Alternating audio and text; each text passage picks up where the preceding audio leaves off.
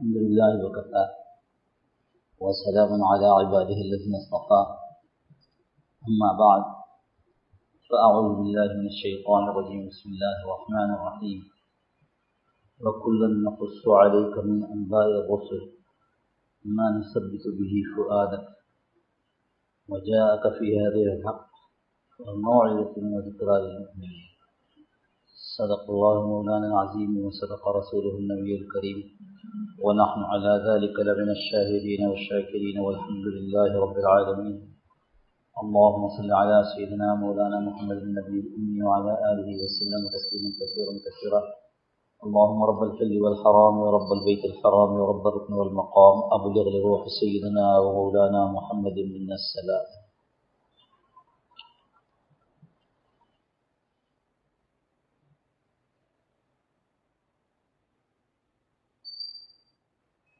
اللہ جل جلالہ و منوالہ نے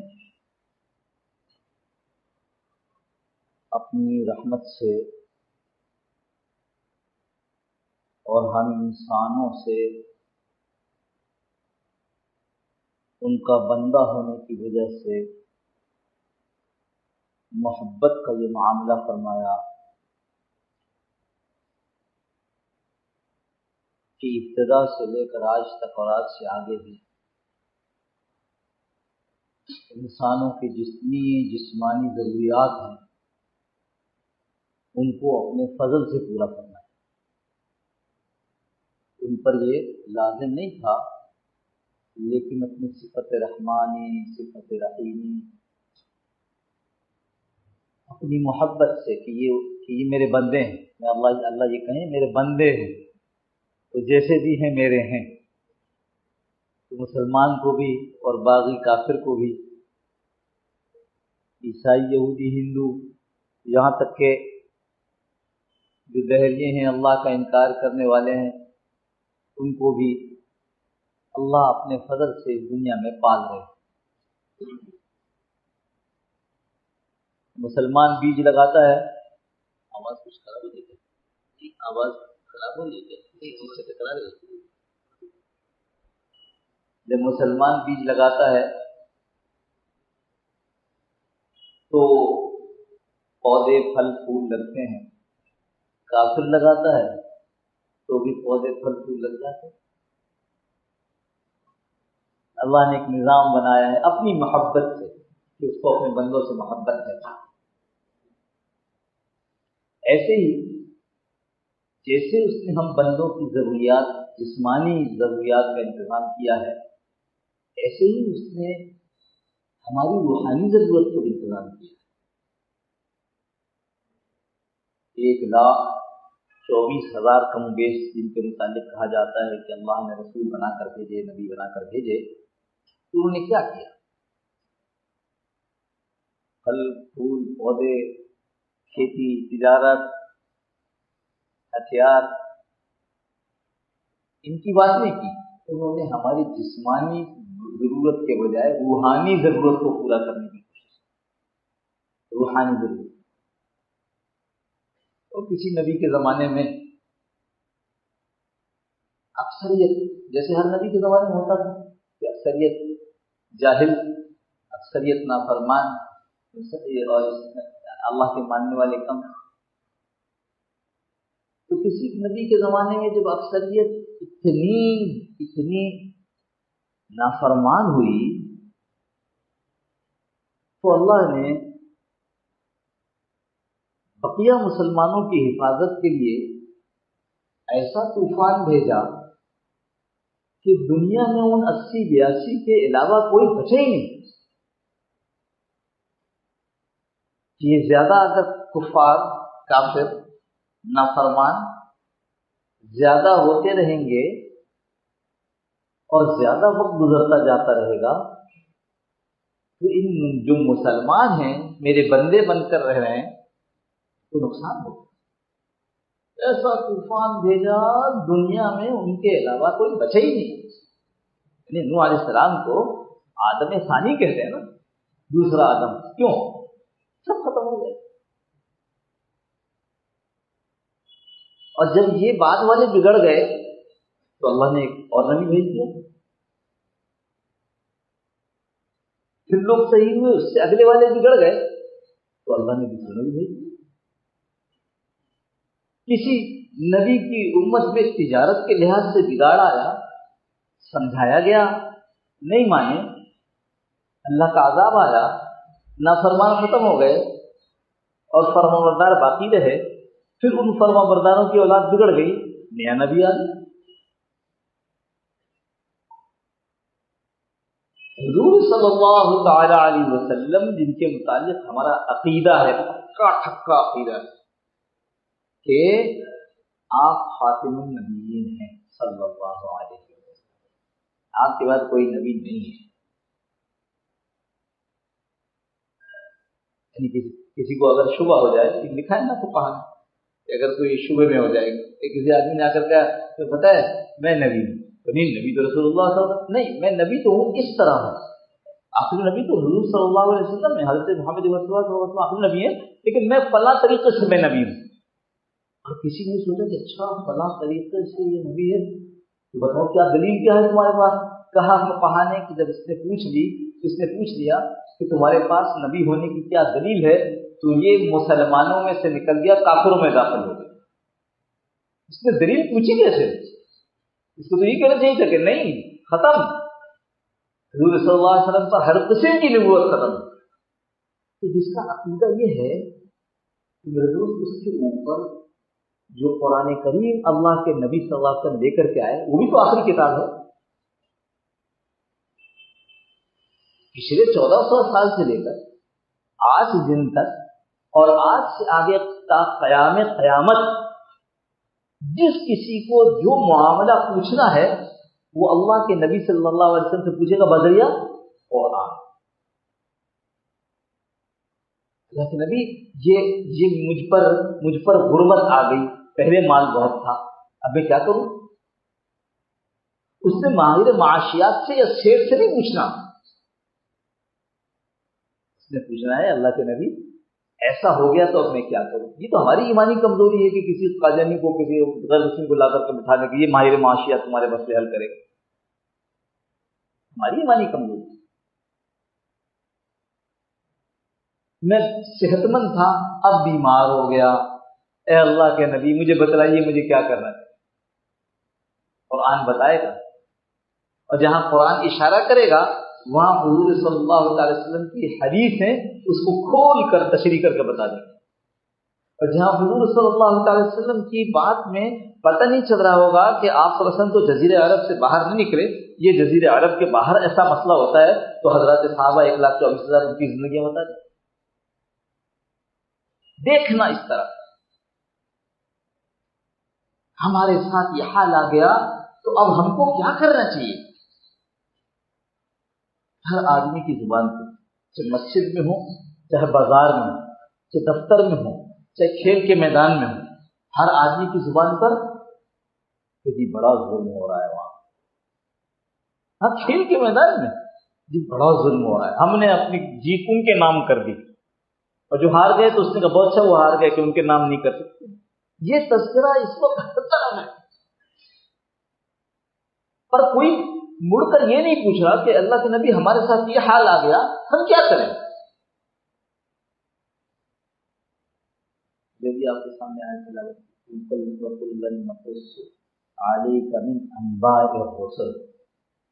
جو قرآن ہے اس میں سارے حالات بتائے گئے۔ ہم نے کیا اللہ پاک فرمائے محمد صلی اللہ علیہ وسلم، ہم نے جو پرانے رسولوں کی جو خبریں تھیں، جو باتیں تھیں، وہ سب ہم نے آپ کو بتائی ہیں۔ اس قبر حشر کے حالات اپنی جگہ، قبر میں یوں ہوگا، حشر میں یوں ہوگا، نبی صلی اللہ علیہ وسلم کی رسالت اپنی جگہ، یہ بھی قرآن میں، وہ بھی قرآن میں، یہ بھی قرآن میں، اللہ کا اپنا تعارف وہ بھی قرآن میں، لیکن اللہ رب العزت نے کھول کھول کر انبیاء علیہ السلام کے قصے سنائے ہیں۔ اچھا، کیونکہ قرآن قصوں کی کہانی کی کتاب نہیں ہے، اس لیے ایسا نہیں ہوا کہ آدم علیہ السلام کی پیدائش سے لے کر آدم علیہ السلام کی موت تک کا قصہ ایک جگہ آ جاتا۔ موسیٰ علیہ السلام کی پیدائش سے لے کے ان کی وفات تک کا قصہ ایک جگہ آ جاتا، چل دو کہانی بن گئی، دو قصے بن گئے نہ۔ قرآن میں ان کے حالات سنائے گئے ہیں، لیکن قرآن قصے کی کتاب نہیں ہے۔ یہ تو جیسے جیسے وقت آیا، جیسے جیسے موقع ہوا، ویسے ویسے چیزیں نازل کر دی گئی، ویسے ویسے حالات بتا دیے گئے۔ یہود سوال بہت کرتے تھے تاکہ کسی صورت سے محمد صلی اللہ تعالی علیہ وسلم کا کوئی جواب ایسا آ جائے کہ ہم ان کی تنقید کر سکیں۔ نعوذ باللہ من ذلک، کہ دیکھو ان کو یہ بھی نہیں پتا۔ آئے ہیں اور کہتے ہیں یہ بتاؤ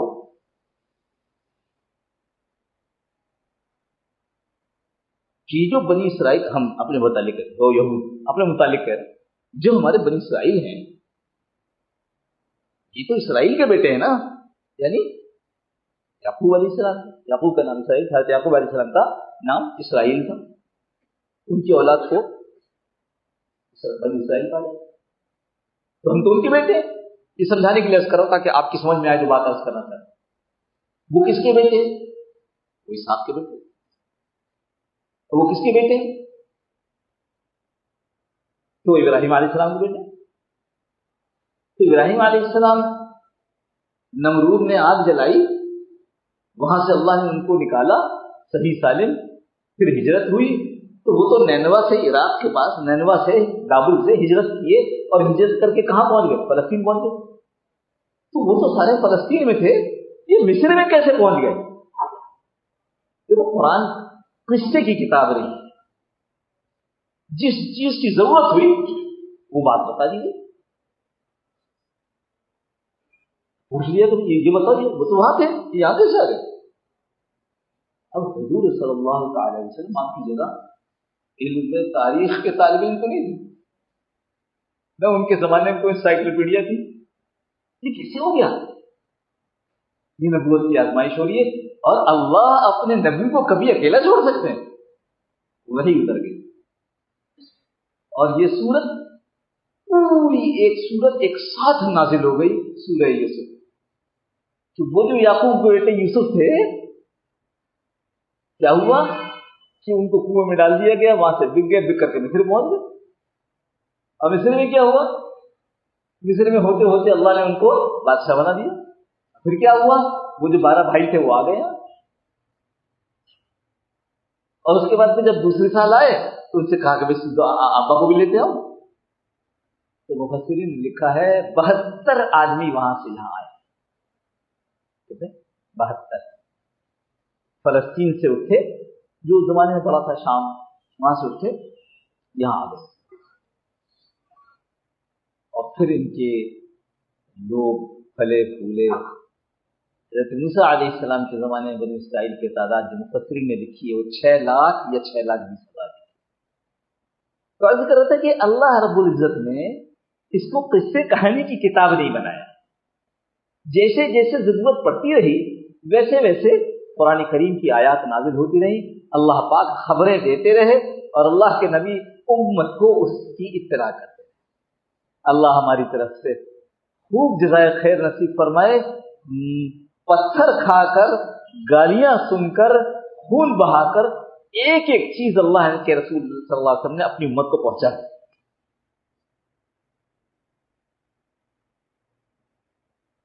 اس لیے جب یہ کہا جا رہا ہے تو کہ یہ مصیبت ہم پر آ گئی تو ہم کیا کریں؟ زندہ باد، مردہ باد، کو جھنڈے، کو پرچم، کو ریلی،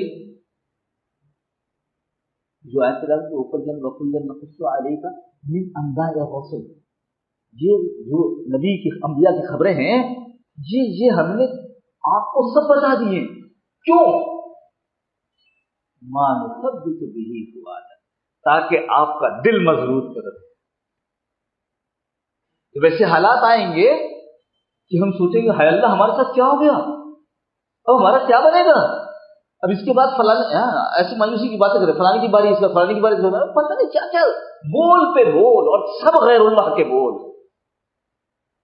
سب اپنی دماغ کی اپج اور سازشی کہانیاں۔ ہمیں اس کی ضرورت ہی نہیں، ہمارے پاس تو قرآن کریم ہے۔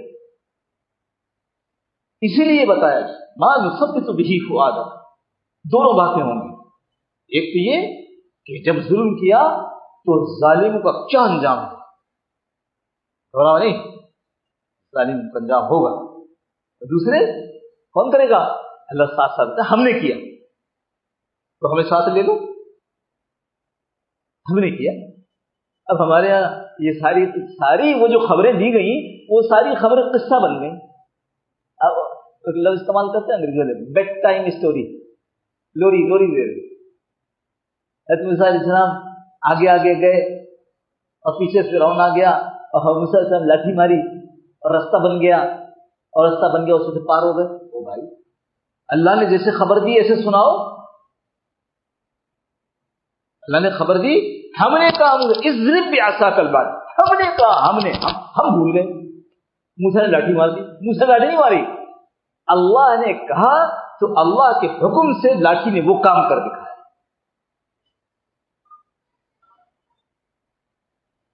ہم نے حکم دیا بحر قلزم کو کہ رستہ دے دو, اب ہم اٹھ گیا, ختم ہو گیا.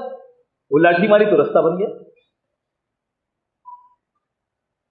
اس لیے یہ ساری خبریں یہ میرے اور آپ کے ذہن کو اپنی طرف متوجہ رکھنے کے لیے اللہ نے بنائی دین, اس لیے خبریں دی. گھبراؤ نہیں, تم پریشان ہو کہ بڑی آزمائش آ گئی. وَإِذْ نَجَّيْنَاكُم مِّنْ آلِ فِرْعَوْنَ, ہم نے نجات دی, جب ہم نے, پھر وہی بات کو اللہ نے نجات دی آل فرعون سے. تم کو بنی اسرائیل کو مخاطب کر کہا جاتا, تم کو ہم نے نجات دی پھر آل فرعون سے. کون تھے آل فرعون, کیا کر رہے تھے, کس بات سے نجات دے دی؟ یسومونکم سوء العذاب یذبحون ابناءکم ویستحیون نساءکم. کتنا بڑا عذاب تھا. ایک تو ہم علماء سے سنتے رہتے, فرعون پہ اس کا عذاب آیا, فرعون پہ اس چیز کا عذاب آیا, اور فرعون پہ طوفان کا عذاب آیا, فرعون پتہ نہیں کس چیز کی ہم باتیں کرتے جو قرآن میں ہے. لیکن بھائیوں, فرعون تو خود عذاب تھا. فرعون وہ تو خود مسلمانوں پر بڑا عذاب تھا. یسومونکم سوء العذاب, تمہیں تو اتنی تکلیف اور عذاب کا مزہ چکھاتا تھا وہ, ہم نے تم کو سمجھایا. کون سا عذاب تھا؟ یذبحون ابناءکم, تمہارے جو بچے پیدا ہوتے ان بچوں کو ذبح کر دیتا. ویستحیون نساءکم, اور جو عورتیں بچیاں پیدا ہوتی ان کو زندہ رکھتا تاکہ نوکرانی بنایا جائے. 1000 آدمی, مولانا 1000 آدمی ایک ہسپتال کے اوپر بیماری کرنے سے ختم ہو گئے. یہ بچوں کی تعداد جو ذبح کی گئی اس کی مفسرین نے 90,000 لکھا ہے. اس سے بڑا عذاب ہے. وَإِذْ نَجَّيْنَاكُمْ مِنَ, اس عذاب سے کس نے نجات دی؟ نَجَّيْنَاكُمْ, ہم نے تم کو نجات دی ہے. یہ کیوں سنا جا رہا ہے کچھ سے؟ تاکہ آپ کا دل مضبوط ہو. اس سے پہلے بھی ایسے حال آئے, 90,000 بچے. سر سوچو, اس سے بڑا عذاب کیا ہوگا کہ جو بچہ پیدا ہوا ہے اس کو اس کے والدین کے سامنے ذبح کیا جا رہا ہے. اور بعض فرماتے ہیں کہ اس سے زیادہ بڑا عذاب یہ کہ اس کی بچی کو اس لیے باقی رکھا جا رہا ہو کہ آگے ہماری نوکرانی بنے گی.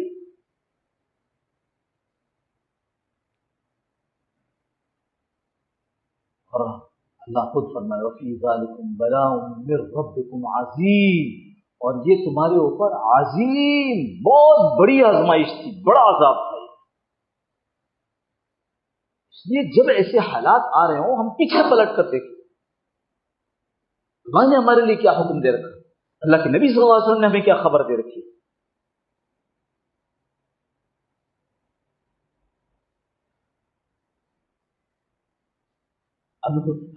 ہاں پیدائش ہو گئی کیسے, سب خبر معلوم ہے. تفصیل کے وہ پیدا ہو گئے اور پھر وہ ایسے صندوق میں بند کر کے جو آگے بھیجے گئے, اس تفصیل بھی نہیں جاتا. یہ ہوا کہ جب وقت ذرا زیادہ ہوا اور ذبح ہوتے ہوتے ان کے بڑے کہنے لگے اب کیا ہوگا, یہ تو مسئلہ خراب ہو گیا, بچے پیدا نہیں ہو رہے, بوڑھے مرتے جا رہے ہیں, ہمارے نوکرانیاں کہاں سے آئیں گی. یہ نوکرانیاں تو پھر بھی زندہ رہ رہی تھی. نوکروں کا کام تھا, لکھا ہے مفسرین نے, نوکروں کا کام تھا جو زیادہ مضبوط ہوتے وہ پتھروں کو, وہ پہاڑوں کو توڑتے تھے. بعض کو لگایا ہوا تھا کہ تم پتھر اٹھا کر ایک جگہ سے دوسری جگہ، یہ اتنے بڑے بڑے احرام بنے ہوئے، احرام مصر فراعنہ کے، آج سائنس حیران ہے کہ اتنے بڑے پتھر یہ اٹھا کے اتنے پہنچائے کیسے گئے؟ یہ وہی بنی اسرائیل کا خون پسینہ،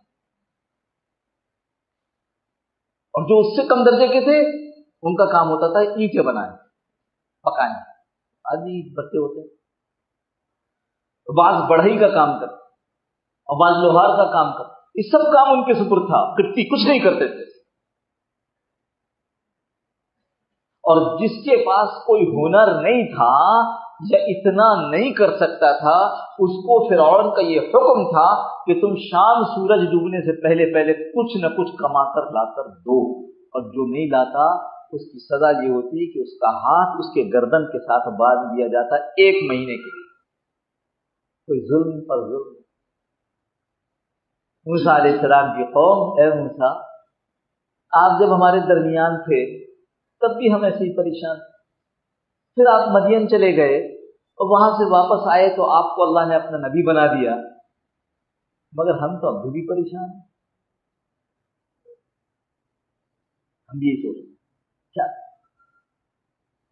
موسیٰ علیہ السلام نے جو ان کو کہا وہ یہ، یا قوم ان کنتم آمنتم باللہ، اگر تم اللہ پر ایمان لائے ہو فعلیہ توکلوا، پھر اس کا بھروسہ بھی کرو،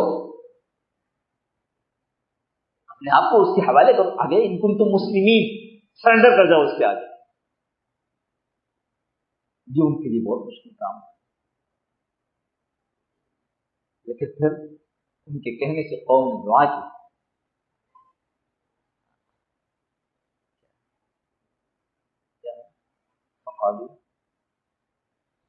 خیر ربنا نجنا من القوم الظالمین، جب اس سے پہلے ایک اور دعا ہے، وہ دعا اللہ نے قبول فرمائی، اور دعا قبول فرما کر اللہ رب العزت نے یہ وحی کی، اور جو وحی کی اس وحی کو میرے اور آپ کے واسطے اللہ نے من وعن، وہ ہمارے واسطے نازل کیا۔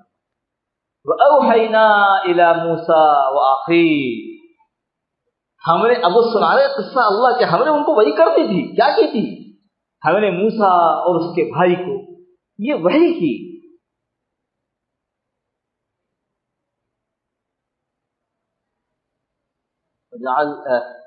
جعلوا جی ان تبوأ لقومكم بمصر بیتا،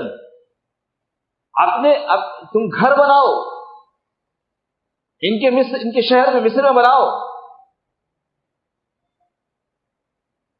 کیوں؟ اس لیے کہ تم گھبرا کر بھاگنا نہیں، یہی رہو، دین پر چلو۔ اور بعضوں نے یہ لکھا اس میں کہ یہ بھی ہو گیا اس میں کہ ایک طرف کر لو تاکہ ان کے ماحول سے بچ جاؤ، دین پر چلنا آسان ہو جائے۔ اور چونکہ یہ تمہیں نماز نہیں پڑھ دیتے اور تمہارے جو نمازوں کی جگہ تھی انہوں نے مسمار کر دی تھی، ملیا میٹ ختم کر دی تھی، تو اب کیا کرو؟ وَجَعَلُوا بُيُوتَكُمْ قِبْلَةً، اپنے گھروں کو قبلہ کے رخ پر بنا لو، وَأَقِيمُوا الصَّلَاةَ، وہاں نماز پڑھو۔ پھر دوستو اتنی بڑی دولت ہے، اتنا بڑا ہتھیار ہے، اتنی بڑی حفاظت ہے نماز کہ جس کا عام آدمی تصور نہیں کر سکتا۔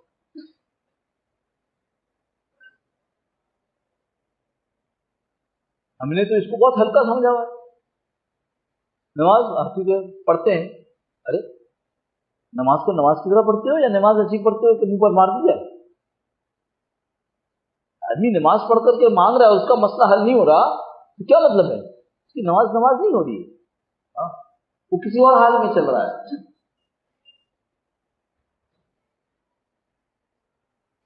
اپنے گھروں کو قبلہ رخ بناؤ اور نماز کو قائم کرو۔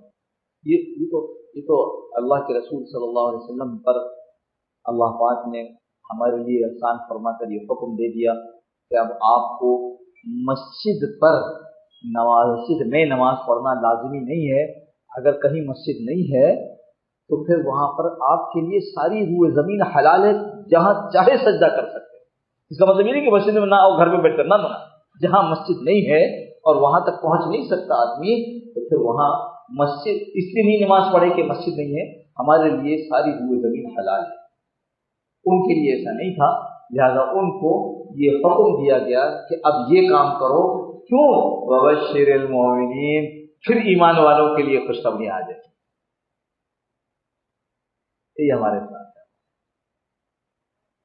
تو دوستو اس وقت کے جو حالات ہیں اس میں بالکل اس طرف متوجہ ہونے کی ضرورت نہیں ہے، بالکل ضرورت نہیں ہے کہ ہم دنیا کی طرف متوجہ ہوں۔ اگر اللہ نے اپنا تعلق عطا فرما دیا تو تیر بھی کام آ جائے گا، تیر تو آج کل کام نہیں آتا لیکن تیر بھی کام آ جائے گا، اور اگر اللہ کا تعلق نہیں ملا تو ایٹم بم بھی کام نہیں آئے گا۔ تعلق مع اللہ مضبوط کرنا ہے۔ یہودیوں نے بیت المقدس پر عیسیٰ علیہ السلام کی پیدائش سے پہلے قبضہ کیا ہوا تھا۔ عیسیٰ علیہ السلام کی پیدائش کے کوئی 1.5 سال بعد کچھ شرارت کی تو رومی حکومت اس وقت قابض تھی۔ رومی حکومت نے عیسیٰ علیہ السلام کی پیدائش سے کچھ عرصہ پہلے اس پر قبضہ کیا۔ یہودیوں نے عیسیٰ علیہ السلام کی پیدائش کے کوئی 125 سال بعد گڑبڑ کی، سازشیں کی، تو رومی حکومت نے ان کو نکال دیا۔ اس وقت سے راندہ درگاہ ہے، کوئی ادھر کوئی ادھر منتشر کر دیا۔ حضور صلی اللہ تعالی علیہ وسلم کی پیدائش 5 صدی کے بعد ہوئی۔ حضرت عمر رضی اللہ عنہ نے اس کو فتح کیا۔ سارا قصہ آپ کو معلوم ہے، کوئی ایٹم بم نہیں چلا، کوئی لڑائی نہیں ہوئی۔ اللہ نے جو رعب مسلمانوں کا ڈالا تو انہوں نے کہا اپنے امیر کو بلاؤ، اگر امیر وہی ہوگا جو ہماری کتابوں میں ہے تو اس کے حوالے کر دیں گے۔ حضرت عمر رضی اللہ عنہ کے ہاتھ پر یہ دوبارہ ہمارے مسلمانوں کے پاس آیا اور اگلے 500 سال تک مسلمانوں کے پاس آیا۔ 5 صدیاں۔ اس کے بعد یہ ہاتھ سے نکل گیا۔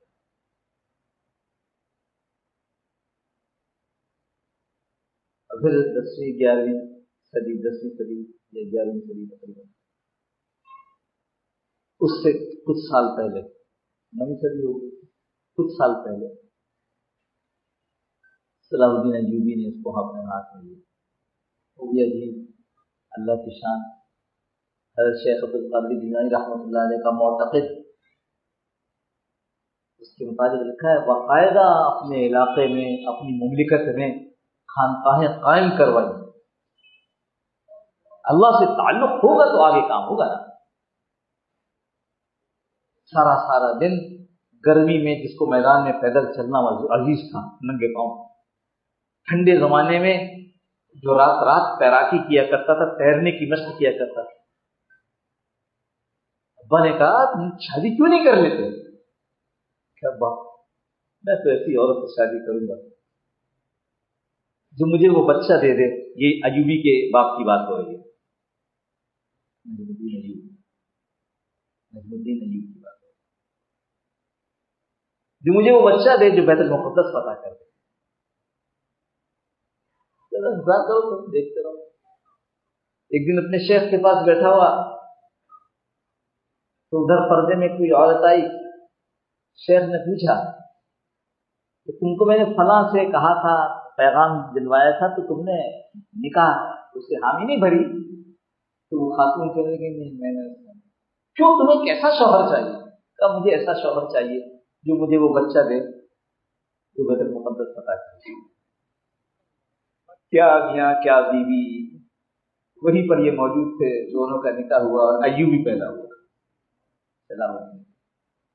ایسا آدمی جس کے مخالف جانے کیا کیا بولتے رہے، سخت جھوٹ کہ جی وہاں پر صلاح الدین جو ہے جب ہمارے عیسائی لوگ جاتے ہیں تو ان پر یوں ظلم کرتا ہے، یوں اذیت دیتا ہے۔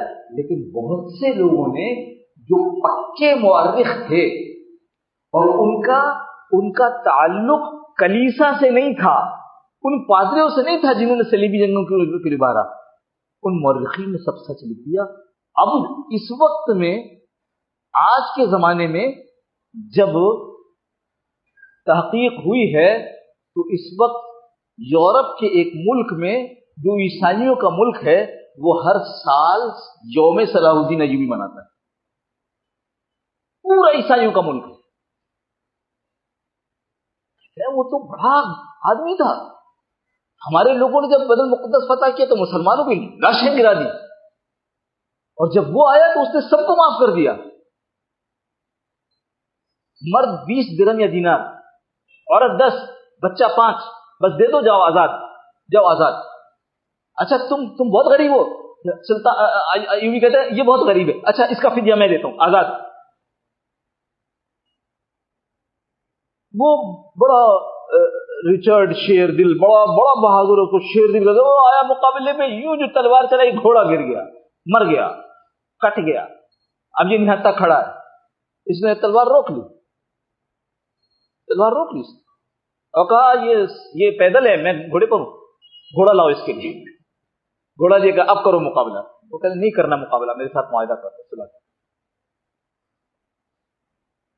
ابھی یورپ میں ایک بڑا ٹینک بنا ہے چند سال ہوئے، اس کا نام صلاح الدین پر رکھا گیا۔ مسلمان اسلام پر ہے، خدا کی قسم کامیاب ہے۔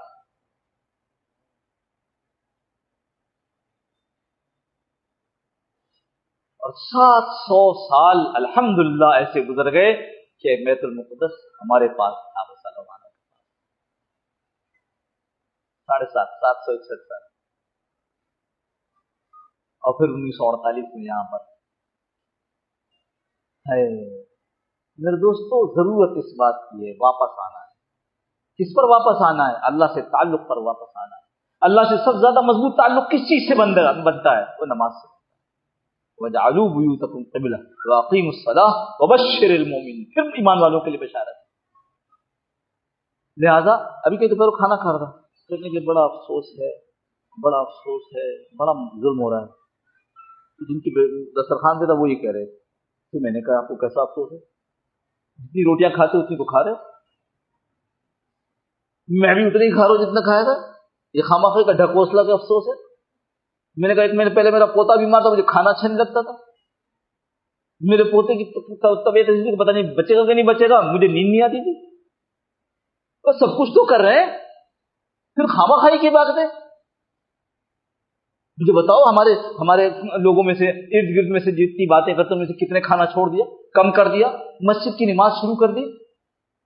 وہ بیچارہ جو 5 ٹائم نماز پڑھتا ہے، 5 ٹائم، میں بیچارہ اس لیے کہہ رہا ہوں کہ 5 ٹائم نماز پڑھتا ہے، لیکن اس کی نماز ایسی ہے کہ فجر کا نماز گھر میں پڑھتا ہے، اللہ معاف فرمائے۔ تو فجر کی مسجد تو ویسی آج تک ویران، کس کو غم ہے، کس کو دکھ ہے بھائی؟ کرنے کا کام یہ ہے اپنے تعلق کو اللہ سے مضبوط کیا جائے، اپنے تعلق اللہ سے خوب مضبوط کیا جائے۔ تو آدمی وہ کر رہا تھا، سودا لے رہا تھا، تاریخ میں ایک قصہ آتا ہے، اس سودے کے دوران کوئی 2 آدمی باتیں کرتے سنے۔ ارے اس نے کہا سلیمان ایسا نہیں ہے، تو اس نے غور سے دیکھا، سلیمان آپ سلیمان بن یسار ہیں؟ کہ ہاں میں سلیمان بن یسار۔ ایک بیچارہ نیک آدمی، اللہ کا ولی، ہاں میں سلیمان بن یسار ہوں۔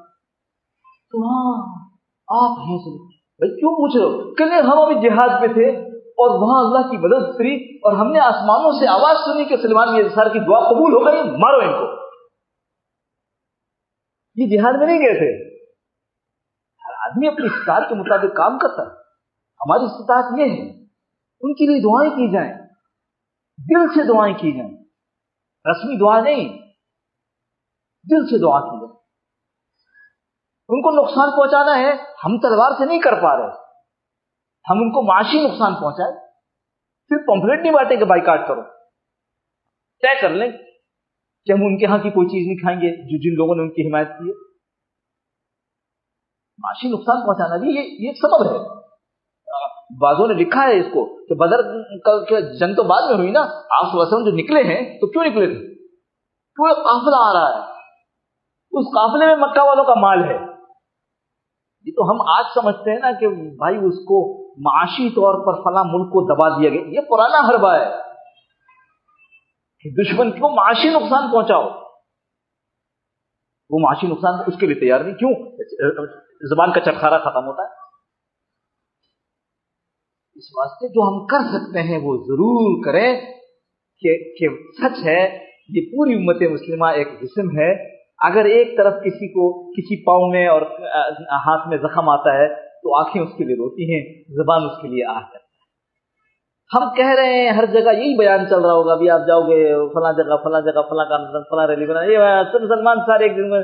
بھائی تو جب وہاں کٹے خون نکل رہا ہے تو تمہارے منہ سے تو کوئی آہ نہیں نکل رہی، تمہارے گانے تو ویسے ہی ہے، تمہاری زندگی تو ابھی تک ویسی ہی ہے، تمہاری زندگی کے اندر تو کوئی تبدیلی آتی نہیں ہے، تمہاری بھوک نہیں اڑی، تمہاری نیند نہیں اڑی. یہ تم کیسے جسم میں واحد کہہ رہے ہو اپنے آپ؟ جس میں واحد ہوتے تو وہاں کے کٹنے پر تمہاری آہ نکل رہی ہوتی. اس لیے وہ کریں جو ہمارے بس میں ہے، لیکن جو بس میں ہے وہ ضرور کریں، اس سے نہ چوکیں. ایک بات.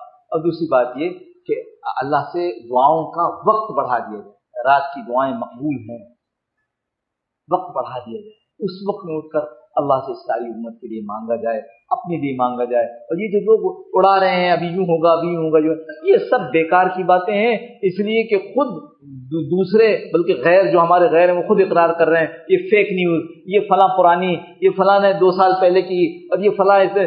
یہ سب کچھ نہیں پتا کسی کو کہ کیا ہو رہا ہے. ابھی جو کچھ ہے سب اندازے ہیں، اور یہ اندازہ سب کا سب ایک لمحے میں ختم ہو سکتا ہے. لیکن ایک بات یقینی ہے کہ میرے رب کی طاقت قیامت تک قائم ہے. اس کے کرنے میں جب وہ ارادہ کرے گا تو اس کو منصوبہ نہیں بنانا پڑے گا کہ پہلے یوں ہوگا پھر یوں ہوگا پھر یوں ہوگا. جب اس کا ارادہ ہوگا آنے واحد میں راتوں رات دنیا بدل جائے گی. مسئلہ ہماری طرف سے ہم نے اب تک اس طرح رو کر گڑا کر اپنی محمد صلی اللہ علیہ وسلم کی اپنے نبی کی امت کے لیے مانگا نہیں. تو رخ بدلیں گے نا اپنا. ہاں باتیں ہو رہی ہیں، ہم خانقاہوں والے اس طرح سوچتے ہیں. ہم اللہ کا فضل ہے ہمیں ایسے علماء ملے، ہمیں ایسے مشائخ ملے جنہوں نے ہمیں ایسے ماحول میں رکھا کہ ہمارا نظریہ اور ہمارا فکریہ اور ہمارا طرز فکر ہماری سوچ بدلنے نہیں پائی. ہم وہیں کھڑے ہیں جہاں رسول اللہ صلی اللہ علیہ وسلم نے ہمیں چاہا. کریں گے نا ایسے انشاءاللہ. اللہ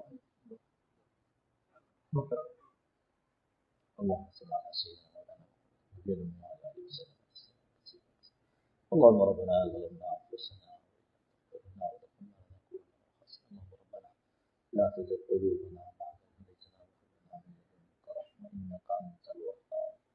اللهم ربنا آتنا في الدنيا حسنة وفي الآخرة حسنة وقنا عذاب النار. اللهم أرنا الحق حقا وارزقنا اتباعه وأرنا الباطل باطلا وارزقنا اجتنابه. اے اللہ ہم سارے گناہوں سے، اپنی اور امت کے سارے گناہوں سے اللہ توبہ کرتے ہیں جن کی وجہ سے اللہ تو ناراض ہو کر اے اللہ امت پر اس عذاب کو مسلط کر رکھا. اے اللہ اپنے فضل سے معاف فرما دے، اپنے فضل سے سارے گناہوں کو معاف فرما دے جن سے ہماری دنیا آخرت خراب ہو رہی ہے. اے اللہ اپنے فضل سے اسلام کا اور مسلمانوں کا بول بالا فرما. اے اللہ ائمہ کفر کو اور باطل کے سرغنوں کو اے اللہ نشان عبرت بنا دے. اے اللہ ایسا عبرت کا نشان بنا کہ پھر مسلمانوں پر حملہ کرنے کی، ان کو تکلیف اذیت دینے کی کسی میں جرأت باقی نہ رہے. اے اللہ اپنے فضل سے اے اللہ جن لوگوں کی ہدایت مقدر میں ہے ان کو جلد ہدایت عطا فرما، اور جن کے مقدر میں نہیں ہے اے اللہ اپنی زمین سے اللہ ان کو پاک فرما. اے اللہ اپنے فضل سے مسلمانوں کے قدم جما دے. اے اللہ اپنے فضل سے اپنے کرم سے مسلمانوں کو دنیا اور آخرت کی عزتیں نصیب فرما دے. اے اللہ اپنے فضل اور کرم سے اے اللہ ہمیں ان بھائیوں کی مدد کی توفیق نصیب فرما. اے اللہ نماز سے، دعاؤں سے، مال سے، جان سے اللہ جیسے جیسے اللہ کر سکتے ہوں، جس کے پاس جو وسائل ہیں اللہ ان کی مدد کی توفیق نصیب فرما. اے اللہ دنیا بھر میں جتنے لوگ دین کے جو کام جس میدان میں کر رہے ہیں اے اللہ اپنے فضل سے ان سب کے کاموں کو قبول فرما. ان کو آسان فرما، ان کے لیے وسائل کو مہیا فرما، ان سب کو رسول اللہ صلی اللہ علیہ وسلم کے طریقے کے مطابق کام کرنے کی توفیق عطا فرما، ان سب کو آپ آپس میں رفیق بنا، فریق نہ بنا، حلیف بنا، حریف نہ بنا۔ اے اللہ اپنے فضل سے ان سب میں آپس میں محبت اور جوڑ نصیب فرما۔ اے اللہ ہم سب کام نہیں کر سکتے، اس لیے سب کے لیے دعا کرتے ہیں کہ اللہ ہمارے دعا کی وجہ سے ان سب کے کاموں میں ہمارا حصہ عطا فرما۔ اے اللہ اپنے فضل سے، اے اللہ اپنے کرم سے مسلمانوں کے حالات کو تبدیل فرما۔ اے اللہ ان ساری دعاؤں کو، اور جو مانگنی چاہیے تھی نہ مانگ سکتے، ان سب دعاؤں کو اے اللہ اپنے فضل سے اور حضور صلی اللہ علیہ وسلم کی برکت سے قبول فرما۔ اللهم ربنا تقبل منا انك انت السميع العليم وتب علينا يا مولانا انك انت التواب الرحيم، وصلى الله تعالى على خير خلقه محمد وعلى اله وصحبه اجمعين برحمتك۔